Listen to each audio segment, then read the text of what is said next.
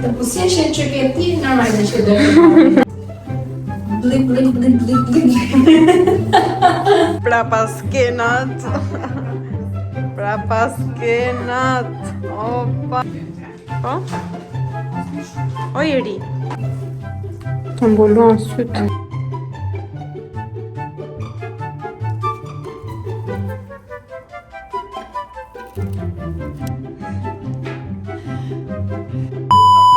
Përshëndetje të gjithëve dhe mirë se erdhët në një tjetër video. Unë jam infermierja Adel dhe sot do të kemi një tjetër leksion infermieror.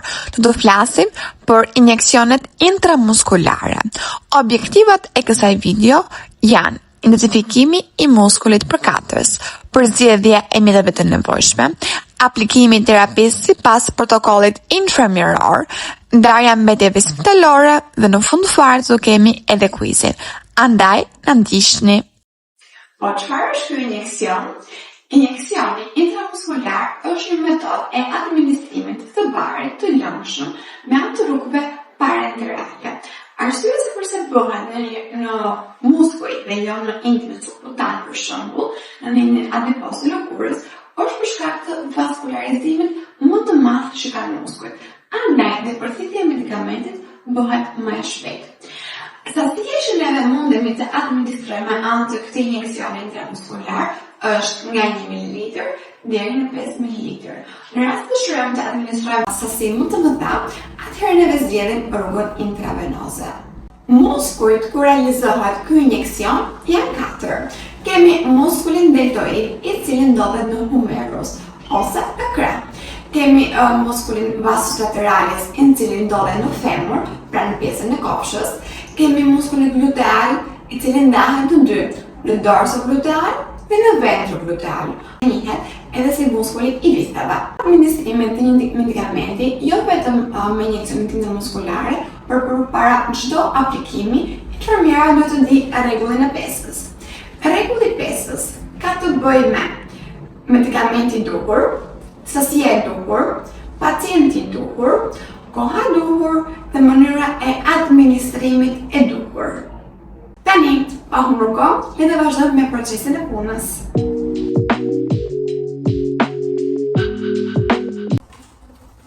Aty. Përshëndetje, si jeni? Përshëndetje. Amila, po jo? Po. Unë jam Adelaida, jam infermiera që do aplikojmë së bashku terapinë. Dhe mbas e shikoj tek receta që ke sjell nga spitali, ti ke patur një helmim ushqimor, ka një intoksikim ushqimor, apo jo? Po. Jeni ndjerë më mirë kohët e fundit? Me thënë drejtën, po, jam më mirë nga që kam qenë. Ndonjë shqetësim apo diçka është ju shtuar apo ju është hequr të themi?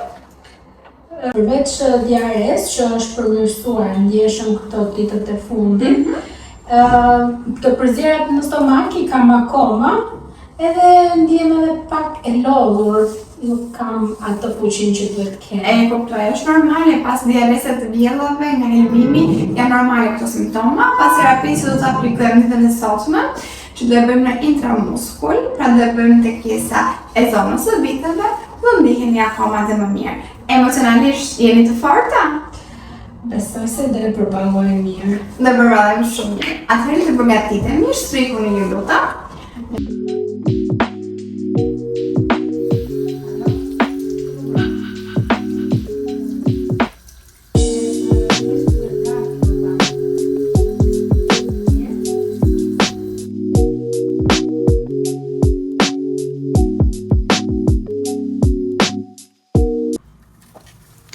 Atëherë, këtu kemi debatinelën me mjetet e punës. Kemi si fillim dorezat, të cilat nuk është nevoja të jenë doreza sterile. Kemi alkoolin. Kemi më pas medikamentin. Medikamenti jon është 2 ml. Kemi më pas 3 shëringat, ku neve do të bëjmë edhe përzgjedhjen se cilin shëringë do të përdorim për këtë medikament. Atëherë, siç thamë që medikamenti jon ishte 2 ml, andaj shëringa që të përzgjedhim është 2 cc. Kemi gjithashtu edhe pambukun.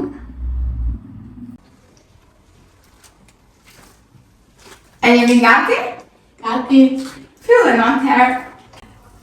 gjëra që bëjmë tjetër është gjithashtu edhe vendosja e maskës.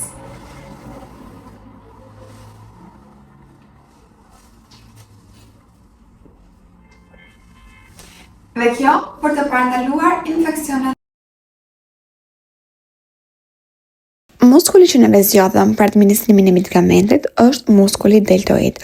Për të bërë matje në nevojën e tregishtë tanë, larg nga kocka, vizatojmë një trekëndësh imagjinar dhe në mes të trekëndshit do zgjidhim edhe vendin e punktimit.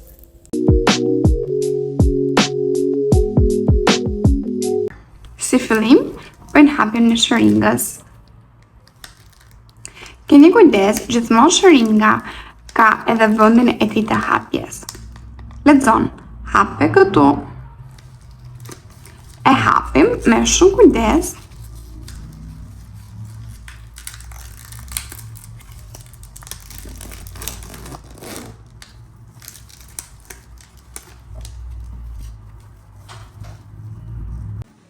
Tani që shëringën e kemi hapur, bëjmë edhe hapjen e medikamentit. Gjithmonë medikamenti ka një pikë këtu, dhe në këtë pikën këtu bëhet edhe hapja apo thyrja e ampulës. I bjem 2 herë, në mënyrë që dhe ato mililitrat apo së vogla që mund të ketë, pra pikët e vogla të medikamentit, të shkojnë deri në fund, që ne ta përfitisim atë të gjithën. Më pas, me gishtin tregues, bëjmë edhe hapjen e ampulës. Me shumë kujdes, që të mos e çahemi.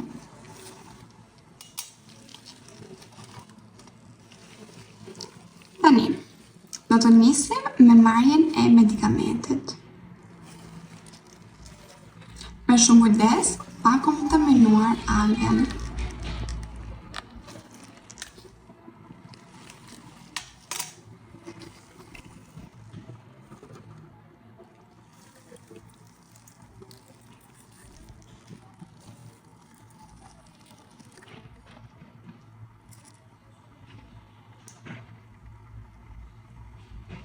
Sigurohemi që ta thithim deri në fund.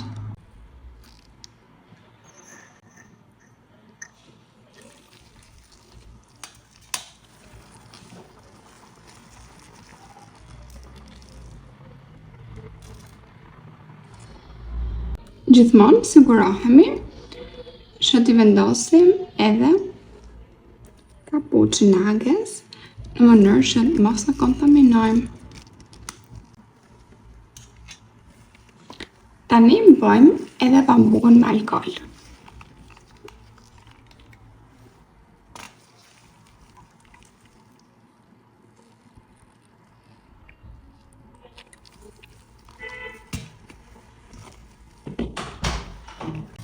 Atëherë, keni parasysh gjithmonë që dezinfektimi bëhet nga qendra në periferi.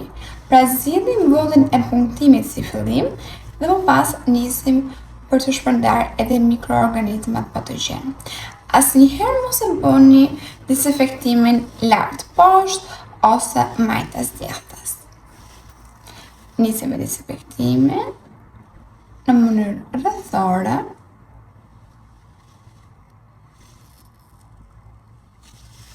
Tani jemi gati për të aplikuar medikamentin. Gjatë kësaj kohe edhe alkooli thahet. Por, keni shumë kujdes, nuk duhet të fryni. Jo kështu. Pambukën asnjëherë nuk e hedhin sepse na duhet edhe për në vije. Kemi edhe medikamentin që i kemi përgatitur para pak minutash. Bëjmë si fillim hapjen duke e stabilizuar shëringën me gishtin ton të madh tek pjesa blu. Në varësi të gjendjes trupore dhe peshës së pacientit, bëhet më pas edhe ndarja në rast se neve do e mbledhim muskulin apo do e hapim muskulin. Mbledhja e muskulit bëhet në pacientët të cilët janë të dobët dhe në peshë, ndërkohë që hapja e muskulit bëhet në pacientët të cilët janë në peshë normale dhe obez. Atëherë, shohim që pacienti ka peshë normale, kështu që bëjmë thjesht stabilizimin e muskulit me 2 gishtet tanë, treguesin edhe ato të madhin. Këmbë të cilën futemi është në 80 gradë.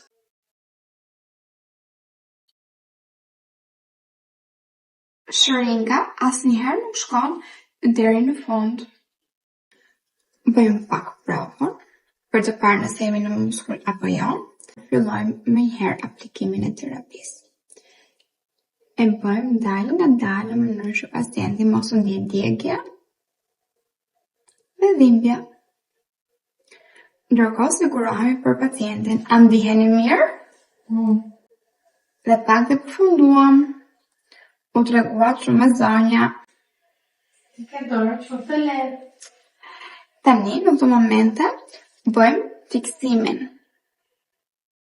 e shëringës dhe më pas me pambukun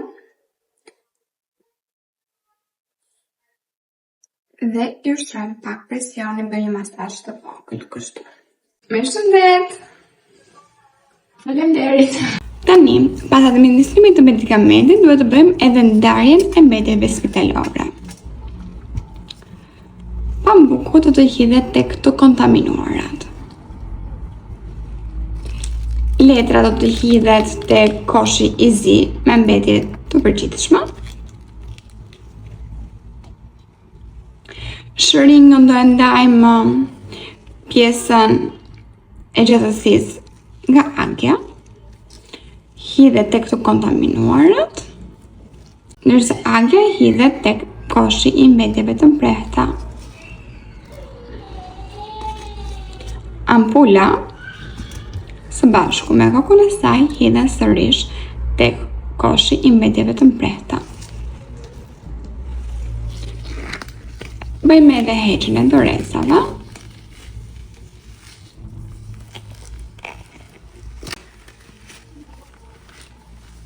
Edhe këto do të hidhen gjithashtu te koshi i mbetjeve të kontaminuara. Por, edhe pas administrimit të terapisë, puna jonë si infermiere ende nuk ka përfunduar. Duhet të plotësojmë kartelen infermierore me të dhënat e pacientit, emrin e medikamentit, dozën dhe kohën. Në cilin kosh hidheshin mbetjet e mësipërme? Doza maksimale e administrimit të medikamentin intramuskull është 5 cc apo 10 cc. Në terapin intramuskull në nevojitet pambuk me alkool, pa alkool, apo të dyja, sa cc përmban kjo ampull e prulanit. Kjo ishte videoja edhe për të nesotme. Shpresoj shumë të ketë pëlqyer, shpresoj shumë që ndjeja që kam dashur të ketë arritur tek ju ashtu si unë doja. Shpresoj shumë që në përfundim të kësaj video ju të jeni të aftë dhe të mundeni ta merrni iniciativën për të realizuar një injeksion dhe mundet edhe sikur të mos keni iniciativë për të realizuar një injeksion tek një familjarë juaj apo të një njeri, mundeni të administroni ato në portokaj, në arroshat tuaja, sepse gjithmonë praktika nis me gjërat më të vogla. Mos harroni të bëni subscribe, mos harroni të bëni like, comment, share për ta ndarë këtë video edhe me personat të tjerë të cilët mund të jenë të interesuar. Së bashku do të shihemi me videon e radhës. Pacim!